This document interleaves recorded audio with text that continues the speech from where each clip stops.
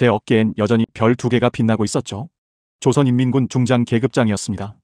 평양의 아파트도 제 전용 벤츠도 42년의 충성도 모두 끝이었습니다. 이 문을 열면 저는 반역자가 되는 거였으니까요. 가장 끔찍한 건 가족이었습니다. 제가 사라지면 아내와 어린 손주들이 지옥으로 떨어질 게 뻔했습니다. 그런데도 저는 떨리는 손으로 문고리를 돌렸습니다. 제가 왜 그래야만 했는지 그 이유를 지금부터 말씀드리겠습니다. 여러분의 구독과 좋아요 하나하나가 숨겨진 북한의 진실을 세상에 알리는 힘이 됩니다.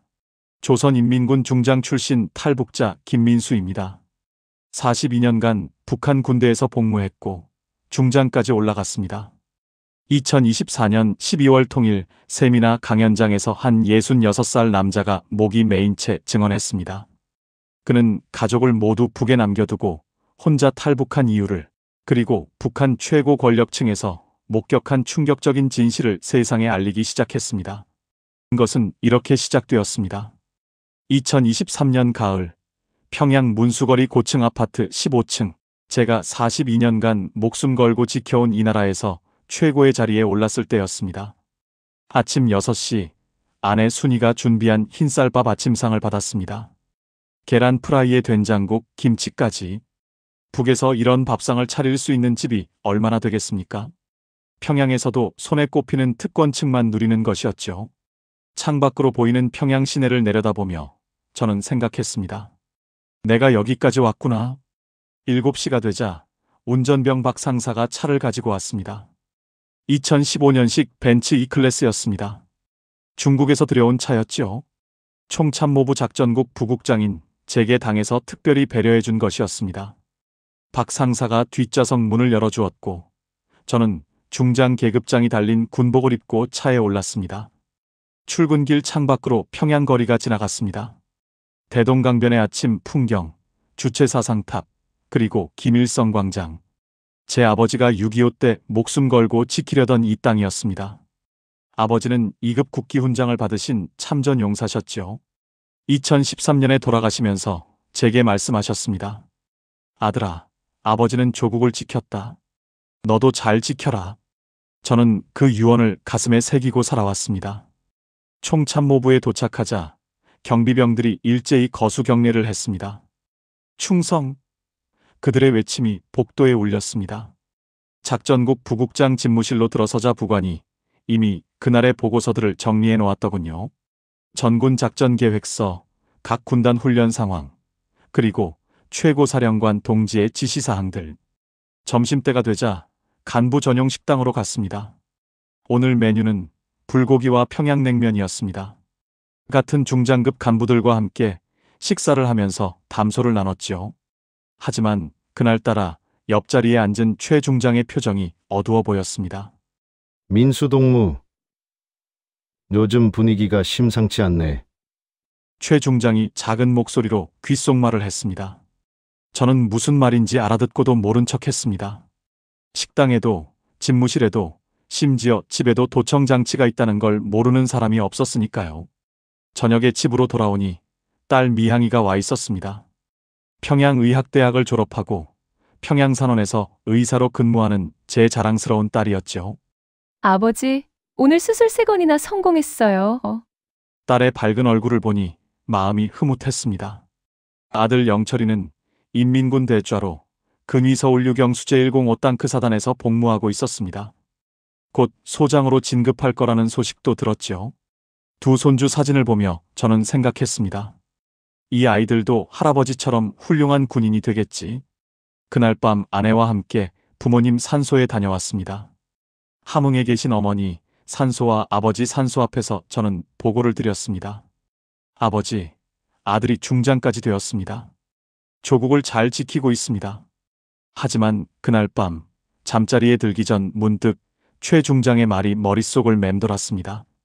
요즘 분위기가 심상치 않다. 무슨 뜻이었을까요?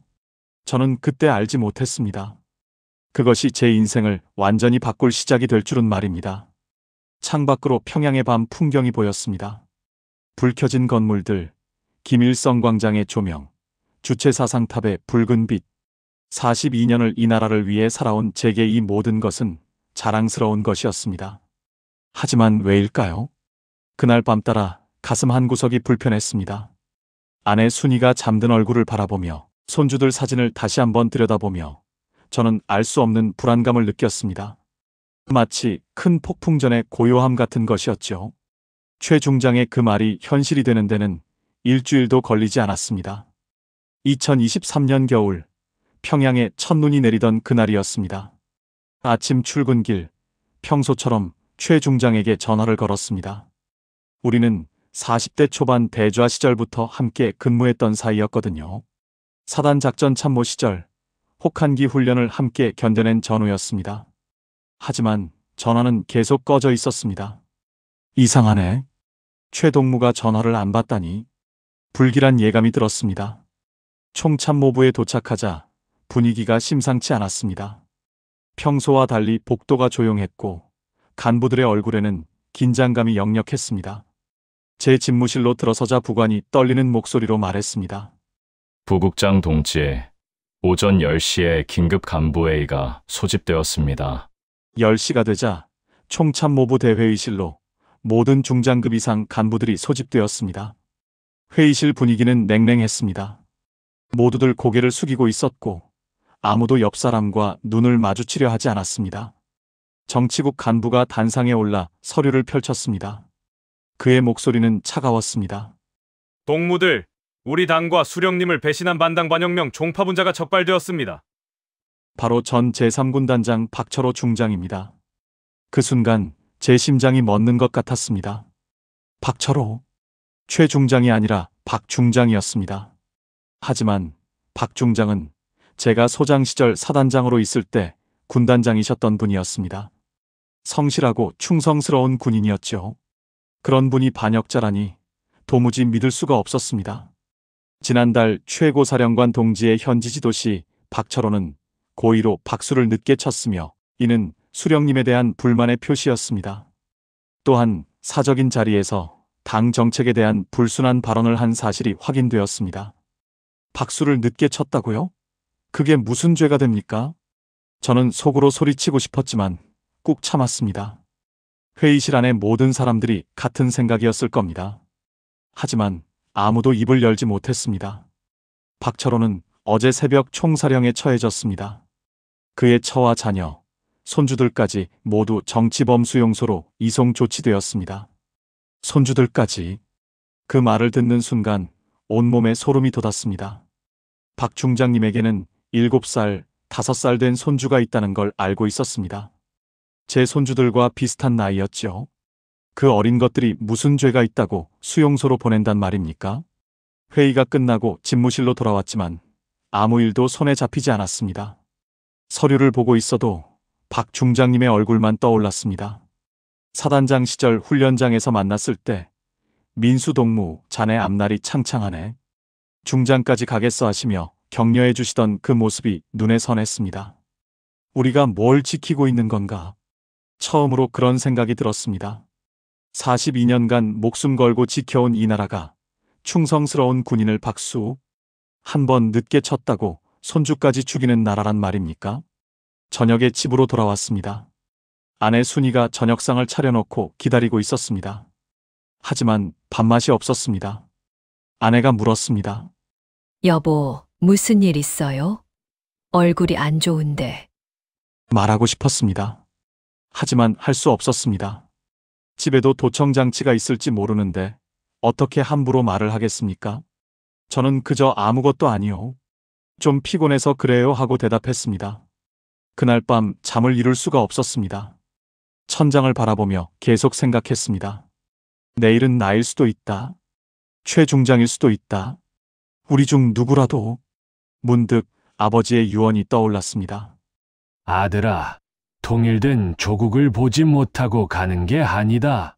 아버지는 6.25 전쟁을 겪으시면서 남과 북이 하나였던 시절을 기억하셨습니다. 할아버지 산소가 경상도 어디쯤 있다고 하셨죠? 가보지도 못한 채 돌아가셨습니다. 아버지, 이게 아버지가 지키려던 조국입니까? 충성스러운 사람을 박수 한 번 늦게 쳤다고 죽이는 나라가 진짜 조국입니까? 새벽 3시가 넘어서야 겨우 잠이 들었습니다.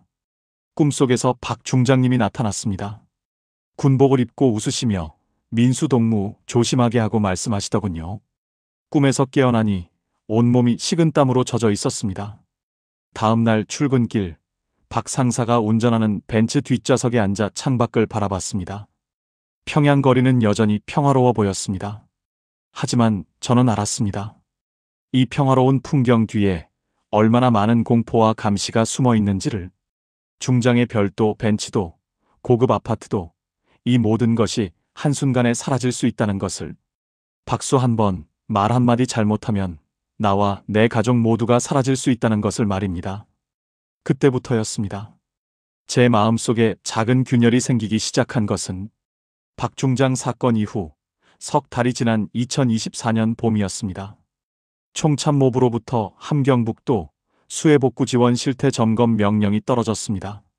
표면적으로는 재해 복구를 도와주러 가는 것이었지만 실상은 군 기강 점검이었죠. 청진과 김책 지역으로 향하는 군용차 안에서 저는 창밖을 바라봤습니다. 평양을 벗어나자 풍경이 달라졌습니다. 논밭은 황폐했고 마을 곳곳에 무너진 집들이 보였습니다. 지난해 큰 물 피해가 컸다는 보고는 들었지만 직접 보니 상상 이상이었습니다. 청진시 외곽마을에 도착했을 때였습니다. 주민들이 길가에 나와 있었는데 그들의 모습에 충격을 받았습니다. 뼈만 앙상하게 남은 몸, 푹 꺼진 눈, 남루한 옷차림. 마치 6.25 전쟁 때 사진에서 봤던 모습 같았습니다. 한 할머니가 다가와 제 군복 소매를 붙잡았습니다. 장군님, 우리 손주가 열흘째 굶었습니다. 옥수수 한 줌만이라도. 할머니의 손은 나뭇가지처럼 말랐고 목소리는 떨리고 있었습니다. 저는 아무 말도 할 수 없었습니다. 제가 아침에 먹었던 흰쌀밥과 계란 프라이가 떠올랐습니다. 우리 손주들이 잘 먹고 잘 자라는 모습이 생각났습니다. 지역 군부대를 방문했을 때는 더 충격적이었습니다. 한 대대장이 조심스럽게 보고했습니다. 중장 동지, 솔직히 말씀드려도 되겠습니까? 군량미 배급이 석 달째 제대로 안 나옵니다. 병사들이 영양실조로 훈련 중에 쓰러집니다. 뭐라고? 군량미가 없다니, 그게 무슨 소리인가? 상부에서는 원산건설 현장에 우선 배정하라는 지시만 내려옵니다. 제대군인들도 일자리가 없어서 산에서 나무 뿌리를 캐먹습니다. 원산. 그곳에서는 지금 김정은 동지의 갈마반도 별장이 건설 중이었습니다. 호화로운 별장과 문화시설을 짓는다고 전국에서 자재와 인력, 그리고 식량까지 동원되고 있었죠. 인민들은 굶주리는데 최고 지도자의 별장을 짓는다니 이게 말이 됩니까? 저녁 때 숙소로 돌아와 혼자 생각에 잠겼습니다. 우리가 뭘 하고 있는 건가? 나는 중장이면서도 굶주리는 저 사람들을 위해 아무것도 할 수 없구나. 다음 날 평양으로 돌아오는 길 딸 미향이에게서 전화가 왔습니다. 아버지, 지금 시간 있으세요? 잠깐 뵐 수 있을까요? 딸의 목소리가 심상치 않았습니다. 집으로 오라고 했습니다. 저녁에 딸이 왔는데 얼굴이 많이 상해 있었습니다. 아버지, 병원이 너무 힘들어요. 약이 없어서 환자들을 제대로 치료할 수가 없어요. 약이 없다니 평양산원인데? 네, 평양도 마찬가지예요. 주사기도 씻어서 재사용하고 수술기구도 낡아서 소독해도 불안해요. 코로나 때보다 더 심합니다. 산모들이 애를 낳다가 돌아가시는데 그냥 지켜볼 수밖에 없어요. 딸의 눈에서 눈물이 흘러내렸습니다. 의사가 되어서 사람들을 살리고 싶었는데 약 하나 없어서 그냥 죽어가는 걸 봐야 한다는 것이 얼마나 괴로웠겠습니까? 며칠 후 아들 영철이도 찾아왔습니다. 대좌 계급장을 단 아들의 얼굴도 어두웠습니다. 아버지, 제 부대에서 탈영병이 5명이나 나왔습니다. 뭐? 탈영을? 네. 다들 집안 형편이 어려워서 도저히 군 생활을 못하겠답니다. 부모님이 굶어 죽어간다는데 어떻게 군대에만 있겠습니까? 솔직히 저도 이해가 됩니다. 아들의 말에 가슴이 내려앉았습니다. 군인의 아들이, 그것도 대좌가 탈영을 이해한다니. 우리 군대가, 우리나라가 얼마나 무너졌으면 이런 말을 하겠습니까? 그날 밤 손주들 사진을 꺼내봤습니다. 7살 민준이와 5살 서연이. 밝게 웃고 있는 두 아이의 얼굴을 보니 눈물이 났습니다. 이 아이들도 이렇게 살아야 하는가? 할아버지처럼 중장이 되어도 굶주리는 사람들을 외면하며 살아야 하는가? 아무 죄 없는 사람들이 숙청당하는 걸 보고도 침묵해야 하는가? 주말에 고향 함흥에 다녀왔습니다. 어머니 산소를 찾았지요. 2018년 돌아가신 어머니는 평양인민병원에서 뇌출혈로 세상을 떠나셨습니다. 제대로 된 치료를 받았다면 살 수 있었을지도 모릅니다. 산소 앞에 앉아 주변을 둘러봤습니다. 옆 마을에는 전기도 들어오지 않았습니다. 한겨울인데도 굴뚝에서 연기가 나지 않는 집들이 많았습니다. 땔감조차 구하지 못하는 것이겠지요. 어머니, 아들이 중장까지 했지만 이 나라를 바꿀 수는 없었습니다. 이게 우리가 지켜야 할 조국입니까? 돌아오는 길에 문득 아버지가 하셨던 말씀이 떠올랐습니다. 통일이 되면 우리도 경상도에 있는 할아버지 산소에 갈 수 있을 텐데. 아버지는 남쪽에 계신 할아버지를 평생 그리워하셨습니다. 같은 민족인데 만나지도 못하고 돌아가셨지요. 그날 밤 평양 아파트로 돌아와 창밖을 바라봤습니다. 불 켜진 건물들, 화려한 평양의 밤. 하지만 저는 이제 알았습니다. 이 불빛 뒤에 얼마나 많은 어둠이 있는지를, 이 화려함 뒤에 얼마나 많은 사람들이 굶주리고 있는지를. 중장의 별이 무슨 소용입니까? 벤츠가 무슨 소용입니까? 고급 아파트가 무슨 소용입니까? 내 동족들이 굶어 죽어가는데, 내 딸이 환자를 살리지 못해 우는데, 내 아들이 탈영병을 이해한다고 말하는데. 그때였습니다. 제 마음속에 분노가 일어나기 시작한 것은, 이제 더 이상 눈 감고 살 수 없다는 생각이 든 것은 2024년 6월 총참모부로부터 특별 명령이 내려왔습니다. 7월 중순 베이징에서 열리는 조중 군사협력회담의 대표단 일원으로 참석하라는 것이었습니다.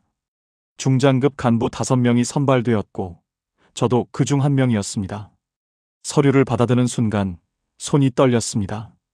베이징, 중국, 그곳에서 한국 대사관까지는 얼마나 걸릴까? 이런 생각이 머리를 스쳤습니다. 저 자신도 놀랐습니다. 내가 지금 무슨 생각을 하고 있는 건가? 그날 밤부터 잠을 이룰 수가 없었습니다. 창밖의 평양 야경을 바라보며 계속 생각했습니다. 이게 마지막 기회일 수도 있다. 아니, 그런 생각을 해서는 안 돼. 나는 조선인민군 중장이 아닌가. 하지만 머릿속에서는 계속 함경북도에서 본 그 할머니의 얼굴이, 딸 미향이의 눈물이, 아들 영철이의 어두운 표정이 떠올랐습니다. 그리고 손주들, 민준이와 서연이. 이 아이들도 할아버지처럼 이런 체제 속에서 살아야 하는가. 며칠 후 주말, 저는 조심스럽게 아내 순이에게 말을 꺼냈습니다. 집안에도 도청이 있을 수 있어서 창문을 열어놓고 작은 목소리로 말했습니다. 여보, 우리 손주들 미래를 생각해 본 적이 있어? 아내가 제 눈을 똑바로 쳐다봤습니다. 50년을 함께 산 아내는 제 마음을 알았던 것 같습니다. 당신, 지금, 쉿, 말하지 말고 들어만 줘. 다음 달에 베이징에 가요. 군사회담 때문에. 아내의 얼굴이 창백해졌습니다. 순간 두 손으로 입을 막았습니다. 아무 말도 하지 않았지만 눈물이 주르르 흘러내렸습니다. 당신은 어떻게 생각하오?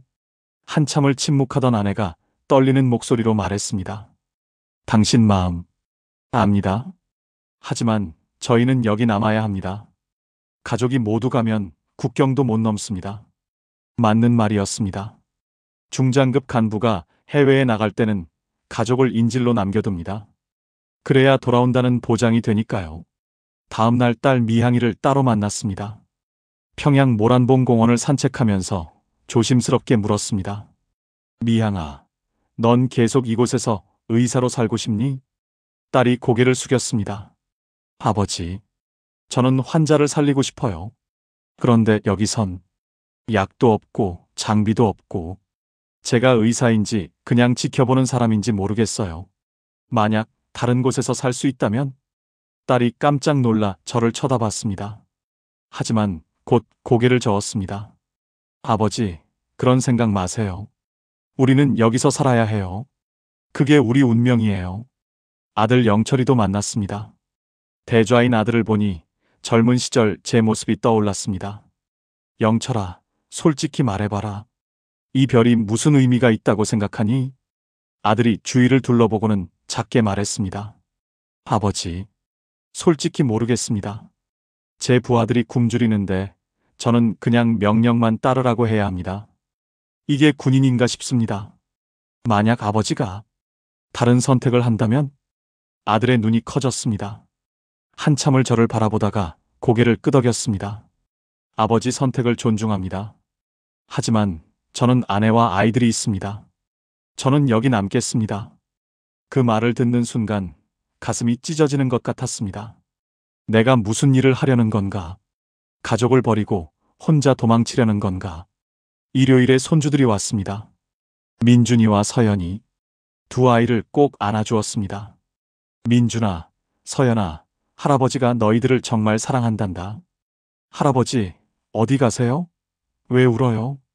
7살 민준이가 제 눈물을 닦아주었습니다. 5살 서연이는 제 무릎에 앉아 까르르 웃었습니다. 이 아이들만은 다른 세상을 살아야 한다. 설령 내가 죽더라도 언젠가는 통일이 되어서 이 아이들이 자유롭게 살 수 있는 날이 와야 한다. 그 주 주말 함흥에 다녀왔습니다. 마지막으로 부모님 산소를 찾았습니다. 아버지와 어머니 산소 앞에 무릎을 꿇었습니다. 아버지, 어머니, 불효자식을 용서하십시오. 저는 더 이상 이곳에서 살 수 없습니다. 아버지가 바라시던 통일, 제가 살아서 그 길을 만들어 보겠습니다. 산소 뒤로 보이는 함흥시내, 제가 태어나고 자란 곳입니다.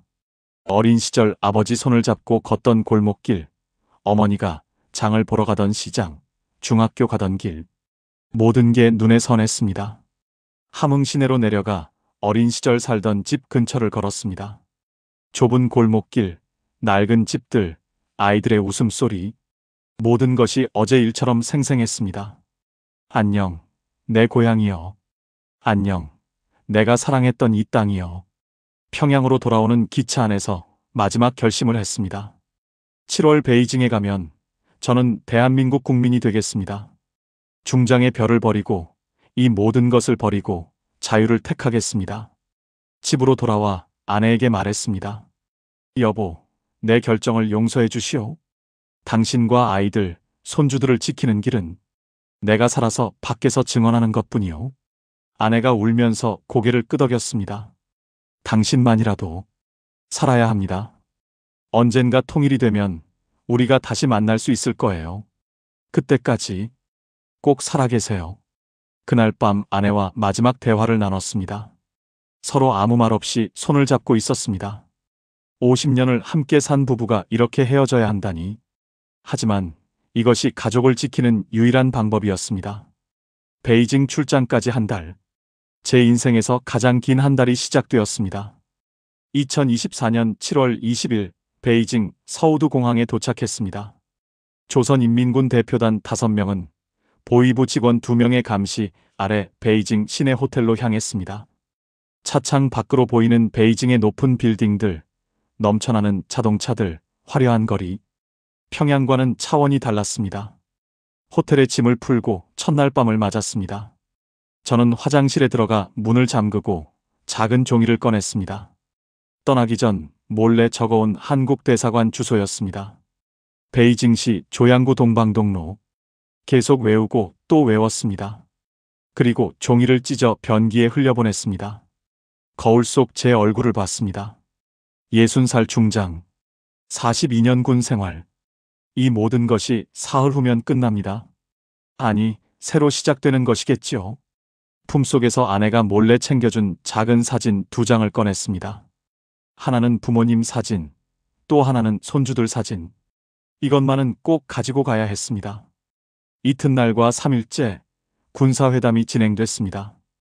회의장에 앉아 중국 인민해방군 장성들과 악수를 하고 통역을 통해 대화를 나눴습니다. 하지만 머릿속은 온통 내일 일로 가득했습니다. 언제 빠져나갈까? 어떻게 택시를 잡을까? 보위부원들이 뒤쫓아오면 어떡하지? 3일째 되는 날 7월 23일 오후였습니다. 오찬이 끝나고 오후 3시부터 다시 회의가 예정되어 있었습니다. 식사 후 호텔 방으로 돌아온 저는 화장실에 들어갔습니다. 변기에 앉아 2 손을 모았습니다. 하늘에 계신 아버지, 어머니, 이 못난 아들을 지켜주십시오. 순이, 미향아, 영철아, 민준아, 서연아, 미안하다. 아버지가, 할아버지가 꼭 살아서 너희를 다시 만나마. 시계를 봤습니다. 오후 2시 30분. 지금이 기회였습니다. 보위 부원들은 로비에서 대기하고 있었고, 다른 대표 단원들은 각자 방에서 쉬고 있었습니다. 조용히 방문을 열고 복도로 나왔습니다. 엘리베이터 대신 비상계단을 이용했습니다. 심장이 터질 것 같았습니다. 군복 안주머니에는 여권과 돈, 그리고 부모님과 손주들 사진만 넣었습니다. 1층 비상구로 나와 호텔 뒷문으로 향했습니다. 다행히 경비원들은 보이지 않았습니다. 거리로 나오자 베이징의 뜨거운 햇살이 쏟아졌습니다. 택시를 잡았습니다. 중국말은 서툴렀지만 미리 연습한 문장을 말했습니다. 한국대사관, 조양구. 기사가 고개를 끄덕이고 출발했습니다. 차가 움직이는 순간 저는 계속 뒤를 돌아봤습니다. 보위 부원들이 쫓아오지는 않을까? 지금쯤 제가 없어진 걸 알았을까? 차창 밖으로 베이징 거리가 스쳐 지나갔습니다. 자유롭게 걷는 사람들, 웃으며 이야기하는 연인들, 평범한 일상. 저도 저렇게 살 수 있을까요? 30분쯤 지났을까요? 택시가 한 건물 앞에 멈췄습니다. 태극기가 보였습니다. 대한민국 국기. 아버지가 6.25 때 목숨 걸고 지키려던 그 깃발. 택시비를 주고 내렸습니다. 대사관 정문 앞에 섰습니다. 이 문을 들어가면 제 인생이 완전히 바뀝니다. 중장도, 김민수도 사라지고 탈북자가 됩니다. 가족도, 고향도 모든 것을 잃습니다. 잠시 망설였습니다. 군복 어깨에 중장 계급장을 만졌습니다. 42년의 무게. 이 별을 떼어야 하나? 아니, 이미 결심했습니다. 경비원에게 다가갔습니다. 떨리는 목소리로 하지만 또렷하게 한국말로 말했습니다. 저는 조선인민군 중장 김민수입니다. 대한민국 국민으로 살고 싶습니다. 경비원이 깜짝 놀라 무전기를 들었습니다. 곧 대사관 직원들이 나왔습니다. 그 순간 뒤쪽 거리에서 고함 소리가 들렸습니다. 김민수, 거기서. 돌아보니 보위부원 2명이 택시에서 내려 달려오고 있었습니다. 결국 뒤쫓아온 것입니다. 빨리 들어오세요. 대사관 직원이 제 팔을 잡아 끌었습니다. 정문 안으로 들어가는 순간 보위부원들이 대사관 철문 앞까지 왔습니다. 김민수, 나와. 이 반역자. 하지만 그들은 대사관 안으로 들어올 수 없었습니다. 국제법상 대사관은 그 나라 영토이니까요. 저는 이제 대한민국 땅에 서 있는 것이었습니다. 철문 너머로 보위부원들이 고함을 질렀습니다. 그들의 얼굴이 일그러져 있었습니다. 저 사람들도 돌아가면 문책을 받겠지요. 중장 한 명을 놓쳤으니. 대사관 안으로 들어가자 다리에 힘이 풀렸습니다. 그 자리에 주저앉아 버렸습니다. 됐습니다. 안전합니다. 직원이 물 한 잔을 건넸습니다. 물을 마시려는데 손이 너무 떨려서 물이 쏟아졌습니다. 가족은, 제 가족은, 걱정 마십시오. 지금 당장 알 수 있는 건 없지만 최선을 다하겠습니다. 저는 그제야 눈물이 쏟아졌습니다. 품속에서 사진 2장을 꺼냈습니다. 부모님 사진, 손주들 사진. 아버지, 어머니, 아들이 해냈습니다. 순이야, 미안하다. 미향아, 영철아, 아버지가 비겁한 사람이 되었구나. 민준아, 서연아, 할아버지가 너희를 지키지 못해서 미안하다. 사진을 가슴에 안고 한참을 울었습니다. 해냈다는 안도감보다 가족을 버렸다는 죄책감이 더 컸습니다. 중장의 별도, 벤치도, 고급 아파트도 다 버렸습니다. 하지만 가장 소중한 것들도 함께 버린 것 같았습니다. 그날 밤 대사관 보호시설에서 첫날 밤을 보냈습니다. 베이징의 밤하늘을 보며 생각했습니다. 지금 평양에서는 순이가 울고 있겠지요. 미향이와 영철이가 보위부에 끌려가 조사받고 있을지도 모릅니다. 미안하다. 하지만 이것이 너희를 지키는 길이다. 내가 살아서 증언하고 세상에 알리고 언젠가 통일이 되면 우리가 다시 만날 수 있도록. 자유를 얻었습니다. 하지만 그 대가가 이렇게 클 줄은 몰랐습니다. 한국 대사관 보호시설에서의 나날이 시작되었습니다. 2020년 7월부터 9월까지 2달이 넘는 시간을 그곳에서 보냈습니다. 작은 방 하나, 침대와 책상, 그리고 창문 너머로 보이는 베이징 하늘.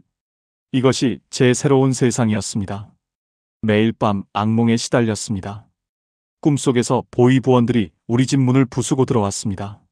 아내 순이가 끌려가고, 딸 미향이가 울부짖고, 아들 영철이가 계급장을 뜯기고, 손주들 민준이와 서연이가 트럭에 실려 어디론가 갔습니다. 정치범 수용소, 그 악명 높은 곳으로. 안 돼. 그 애들은 아무 죄가 없어. 소리를 지르며 깨어나곤 했습니다. 온몸이 식은땀으로 젖어 있었고 가슴이 터질 듯 뛰었습니다. 시계를 보면 새벽 3시, 4시. 다시 잠들 수가 없었습니다. 직원 박서기관이 매일 소식을 전해주었습니다. 중장님, 오늘도 북한 소식을 알아봤습니다만 제 가족은요? 제 가족들은 어떻게 됐습니까? 아직 확실한 정보는 없습니다. 하지만 최선을 다하고 있습니다. 7월 말쯤 박서기관이 어두운 얼굴로 들어왔습니다. 중장님, 북한에서 방송이 나왔습니다. 조선중앙텔레비전에서. 제 심장이 멎는 것 같았습니다. 반역자 김민수는 조국과 인민을 배신하고 미제의 앞잡이가 되었다. 김민수 일가는 당과 수령님의 은혜를 저버린 종파분자 일가로 처단되었다. 처단되었다. 그 말을 듣는 순간 눈앞이 캄캄해졌습니다. 제 손으로 가족을 죽인 것입니다. 내가 죽인 거나 마찬가지입니다. 중장님, 진정하십시오.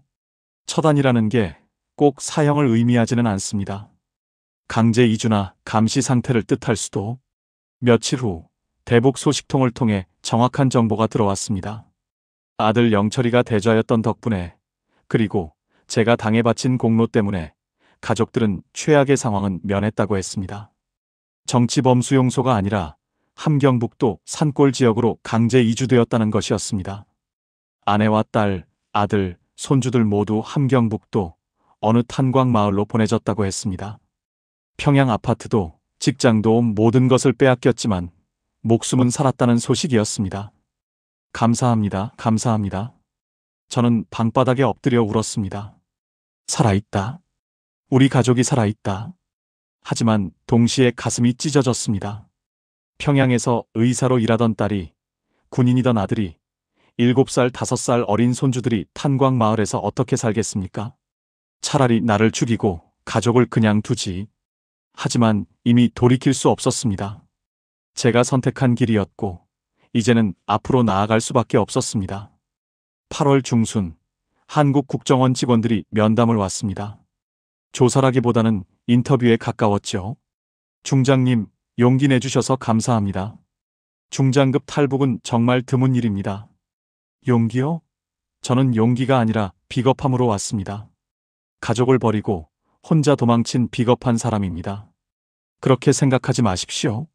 중장님의 증언이 얼마나 많은 북한 주민들에게 희망이 될지 아십니까?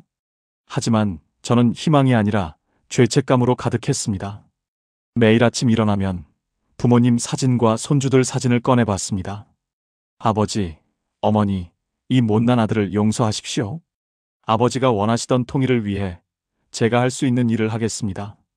손주들 사진을 보면 눈물이 났습니다. 민준아, 서연아, 할아버지가 미안하다. 너희는 이제 탄광 마을에서 고생하겠구나. 평양 유치원에서 친구들과 놀던 너희가. 할아버지가 정말 미안하다. 9월 초 드디어 한국행 준비가 시작되었습니다. 제3국인 태국을 경유해서 인천으로 들어가는 계획이었습니다. 중장님, 이제 곧 고국으로 가십니다. 박서기관이 말했습니다. 고국. 대한민국이 이제 제 고국이 됩니다. 북한은 더 이상 제 나라가 아닙니다. 하지만 그곳에는 제 가족이 있고 부모님 산소가 있고 제 어린 시절이 있습니다. 마지막 밤 베이징 하늘을 보며 생각했습니다. 북쪽 저 너머 어딘가에 제 가족이 있습니다. 함경북도 탄광 마을에서 오늘도 하루를 버티고 있을 것입니다. 순이야, 조금만 견뎌다오. 미향아, 영철아, 아버지가 살아서 세상에 증언하마. 민준아, 서연아, 할아버지가 꼭 너희를 다시 만날 거란다. 통일이 되는 그날, 우리가 다시 만나는 날까지. 2달간 중국에서 보낸 시간은 자유의 기쁨보다 죄책감의 고통이었습니다. 매일 밤 악몽을 꾸고 매일 아침 눈물로 시작했습니다.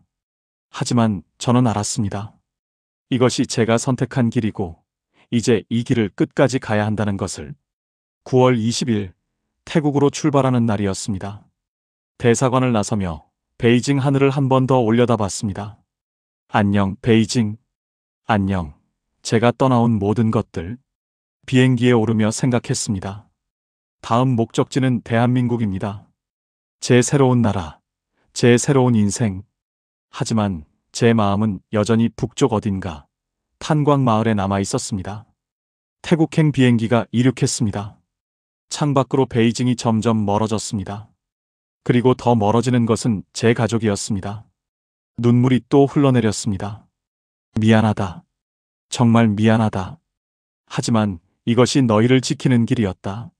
내가 살아서 증언하고 세상이 북한을 바꾸게 만들고 언젠가는 다시 만날 수 있을 거라는 희망. 그것만이 저를 버티게 하는 유일한 것이었습니다.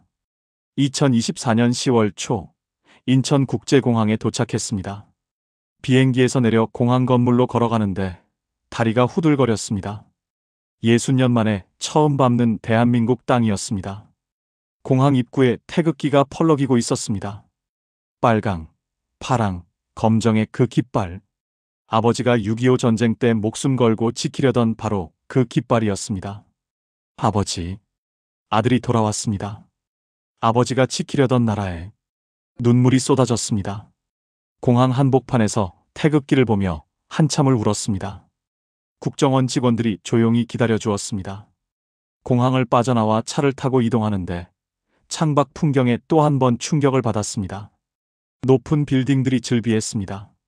평양 류경 호텔이 북에서 제일 높다고 자랑하는데 여기는 그보다 높은 건물이 수십 개, 아니 수백 개나 되었습니다. 저 건물들이 다 뭡니까? 기업 사옥들이고 아파트들입니다. 저기 보이는 롯데월드타워는 123층입니다. 123층. 평양에서는 상상도 못할 높이였습니다. 국정원 시설로 가는 길, 밤이 되자 서울 거리는 온통 불빛 천지였습니다.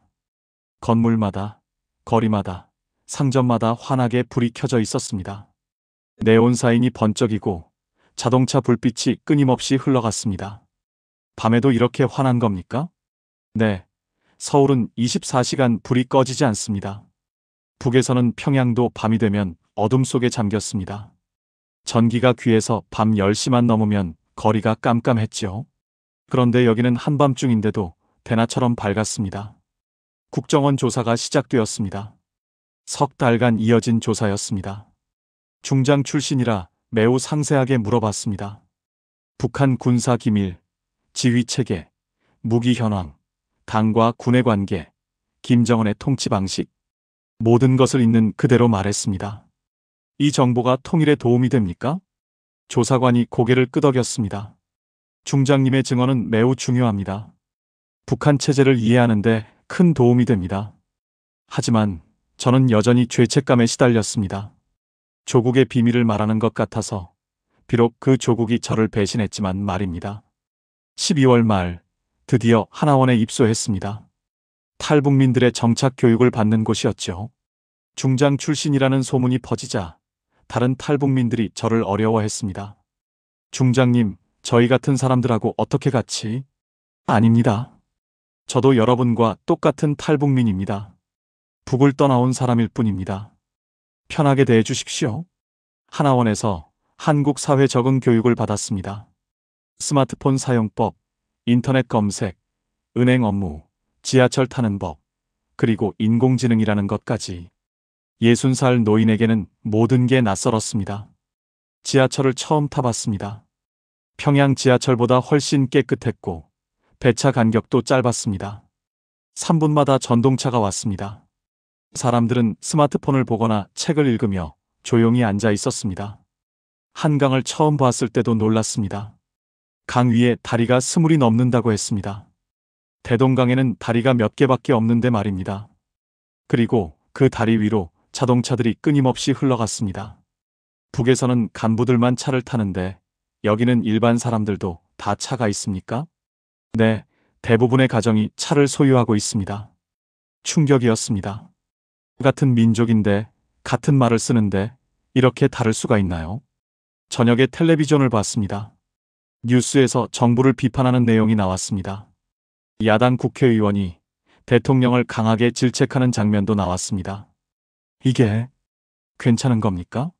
이렇게 공개적으로 정부를 비판해도? 물론이지요. 이게 민주주의입니다. 언론의 자유입니다. 북에서는 상상도 못할 일이었습니다.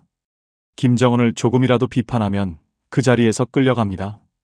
그런데 여기서는 대통령을 마음껏 비판하고 있었습니다. 이게 자유로운 나라구나. 이게 아버지가 지키려던 나라구나. 밤마다 스마트폰으로 인터넷을 검색했습니다. 북한 소식을 찾아봤습니다. 김민수 가족, 탈북 중장, 북한 강제 이주 같은 단어들을 검색했습니다. 유튜브에서 북한 관련 영상들을 봤습니다. 함흥신의 풍경이 나오는 영상을 보다가 눈물이 났습니다. 제가 어린 시절 뛰어놀던 그 거리, 부모님과 함께 걸었던 그 길이 화면에 나왔습니다. 어느 날 대북 소식통을 통해 소식이 들어왔습니다. 아들 영철이가 대좌에서 강등되어 함경북도 탄광지역 경비부대로 발령났다고 했습니다. 사실상 좌천이었습니다. 살아있구나. 영철아, 아버지 때문에 고생이구나. 하지만 살아있다는 것만으로도 감사했습니다. 딸 미향이도 탄광마을 진료소에서 일하고 있다고 했습니다. 의대까지 나온 딸이 제대로 된 병원도 아닌 곳에서 일하고 있다니. 손주들 소식은 들을 수 없었습니다. 다만 가족과 함께 있다는 것만 알았습니다. 민준이는 이제 8살, 서연이는 6살이 되었을 것입니다. 아이들아, 할아버지가 미안하다. 너희는 평양에서 좋은 학교 다니며 자라야 했는데. 하나원에서 3달간 교육을 받으며 조금씩 한국 사회를 이해하게 되었습니다. 자유가 무엇인지, 인권이 무엇인지, 민주주의가 무엇인지. 북에서는 이런 단어들이 다 금지되어 있었죠. 어느 날 하나원 강당에서 수료식이 있었습니다. 교육을 마친 탈북민들이 모여서 새로운 출발을 다짐하는 자리였습니다. 여러분, 이제 대한민국 국민으로서 새로운 삶을 시작하십시오. 원장님의 말씀을 들으며 생각했습니다. 대한민국 국민. 저는 이제 대한민국 사람입니다. 하지만 제 마음 한구석은 여전히 북쪽의 탄광마을에 제 가족들에게 머물러 있었습니다. 수료 후 받은 정착금과 정부 지원으로 서울 변두리에 작은 아파트를 얻었습니다. 이제 진짜 혼자만의 새로운 삶이 시작되는 것이었습니다. 첫날 밤, 작은 방에 누워 천장을 바라봤습니다. 자유를 얻었습니다. 하지만 그 자유가 이렇게 쓸쓸할 줄은 몰랐습니다. 2020년 11월 하나원을 수료하고 서울 변두리 작은 아파트에서 새로운 삶이 시작되었습니다. 정부 지원금으로 생활하며 통일부 자문위원으로 활동하게 되었습니다. 매일 아침 일어나면 창문을 열어 서울 하늘을 바라봅니다. 멀리 보이는 높은 빌딩들, 저마다 수십 층, 수백 층씩 솟아있는 건물들을 볼 때마다 감탄이 나옵니다. 평양 유경 호텔이 북에서 제일 높다고 자랑했는데 여기는 그보다 높은 건물들이 하늘을 찌를 듯 서 있습니다. 밤이 되면 더욱 놀랍습니다. 아파트 베란다에 서서 서울의 밤을 바라보면 온 세상이 불빛으로 가득합니다. 건물마다, 거리마다, 간판마다 화려한 빛이 반짝입니다. 강남 거리의 네온사인들, 한강 다리 위의 불빛들, 자동차들의 행렬. 북에서는 밤 10시만 되면 깜깜했는데 여기는 새벽까지 환합니다. 이게 정말 같은 하늘 아래 같은 민족의 나라인가. 지하철을 타고 이동할 때마다 신기합니다. 깨끗하고 안전하고 3분마다 전동차가 옵니다. 사람들은 스마트폰으로 뉴스를 보고 음악을 듣고 자유롭게 자기 일을 합니다. 평양 지하철에서는 상상도 못할 풍경입니다.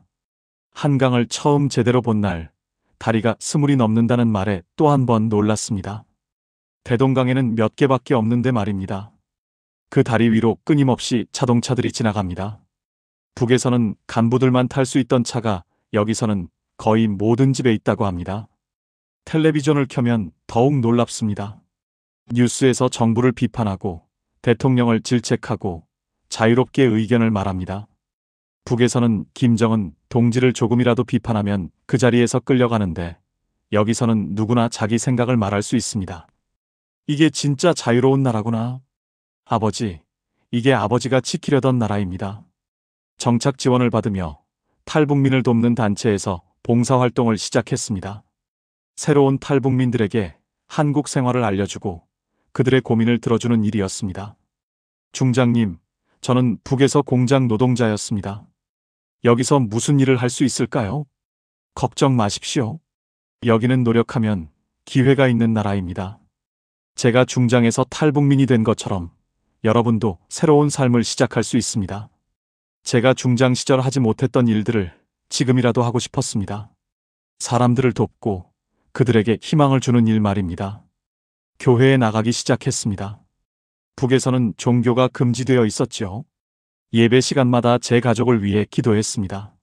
하나님, 북에 있는 제 아내 순이를, 딸 미향이를, 아들 영철이를, 손주 민준이와 서연이를 지켜주십시오. 그들이 건강하게 무사히 지낼 수 있도록. 인터넷으로 북한 소식을 계속 찾아봅니다. 어느 날 비공식 경로로 소식이 들어왔습니다. 딸 미향이가 탄광마을 진료소에서 의사로 일하며 주민들을 열심히 돌보고 있다고 했습니다. 미향아, 내가 하고 싶었던 일을 하는구나. 비록 어려운 환경이지만 아버지는 내가 자랑스럽다. 손주들 사진을 보면 가슴이 미어집니다. 이제 민준이는 8살, 서연이는 6살이 되었을 것입니다. 탄광마을에서 친구들과 뛰어놀고 있겠죠. 평양에서 누렸던 좋은 환경은 없지만 그래도 가족과 함께 있다는 것이 다행입니다. 민준아, 서연아, 할아버지가 정말 미안하다. 하지만 언젠가는 통일이 되어서 우리가 자유롭게 만날 수 있는 날이 올 거란다. 12월에 통일을 준비하는 세미나에 강연자로 초대받았습니다. 처음에는 망설였습니다. 제가 무슨 자격으로 통일을 말할까요? 가족을 버리고 온 사람이. 하지만 이것이 제가 할 수 있는 일이라고 생각했습니다. 북한의 실상을 알리고 통일의 필요성을 증언하는 것. 이것이 제가 남은 인생을 바칠 일이라고 말입니다. 강연장에서 마이크를 잡고 말했습니다. 여러분, 저는 조선인민군 중장 출신 탈북자 김민수입니다. 42년간 북한 군대에서 복무했고 중장까지 올라갔습니다. 하지만 저는 자유를 택했습니다. 청중들이 숨죽여 제 이야기를 들었습니다. 북에는 아직도 수많은 사람들이 굶주리고 억압받고 자유를 꿈꾸지도 못하며 살고 있습니다. 제 가족도 그곳에 있습니다. 통일은 꼭 와야 합니다. 제가 아내를, 자식들을, 손주들을 다시 만나려면 통일이 되어야 합니다. 목이 메었습니다. 여러분, 자유를 당연하게 여기지 마십시오. 북에는 아직도 2,500만 명이 이 자유를 꿈꾸며 살고 있습니다. 우리가 함께 통일을 준비해야 합니다. 강연이 끝나고 한 어르신이 다가오셨습니다. 중장님, 저도 6.25 때 가족과 헤어졌습니다. 북에 형님이 계신데 생사를 모릅니다. 중장님 말씀 들으니 눈물이 납니다. 그 어르신의 손을 꼭 잡았습니다. 같은 아픔을 가진 사람들. 우리는 모두 통일을 기다리는 사람들입니다. 매일 아침 일어나면 북쪽을 향해 절을 합니다. 부모님 산소가 있는 함흥을 향해, 가족들이 있는 함경북도를 향해 말입니다. 아버지, 어머니, 아들이 잘 살고 있습니다. 순이야, 조금만 더 견뎌라. 미향아, 영철아, 아버지가 여기서 열심히 살고 있다. 민준아, 서연아, 할아버지가 꼭 너희를 다시 만날 거란다. 중장의 별도, 돈도, 권력도 모두 버렸습니다. 하지만 자유를 얻었습니다. 이 자유가 때로는 쓸쓸하고 때로는 죄책감으로 가득하지만 그래도 저는 올바른 선택을 했다고 믿습니다. 제 가족을 남기고 온 죄는 평생 짊어지고 가겠습니다. 하지만 이것이 그들을 지키는 길이었고 통일을 앞당기는 길이라고 믿습니다. 통일이 되는 그날 부모님 산소에 가서 절을 올리겠습니다. 아내와 아이들, 손주들을 껴안고 울겠습니다. 미안하다 하지만 우리는 이제 자유롭다고 말하겠습니다. 대한민국 국민으로 살 수 있음에 감사하며 남은 인생을 통일을 위해 쓰겠습니다. 이것이 제가 할 수 있는 속죄이고 희망입니다. 여러분, 자유를 당연하게 여기지 마십시오. 북에는 아직도 제 가족처럼 자유를 꿈꾸는 사람들이 있습니다. 그날이 오면 저는 손주들을 데리고 서울 거리를 걸으며 말할 것입니다. 민준아, 서연아, 이게 할아버지가 택한 자유란다.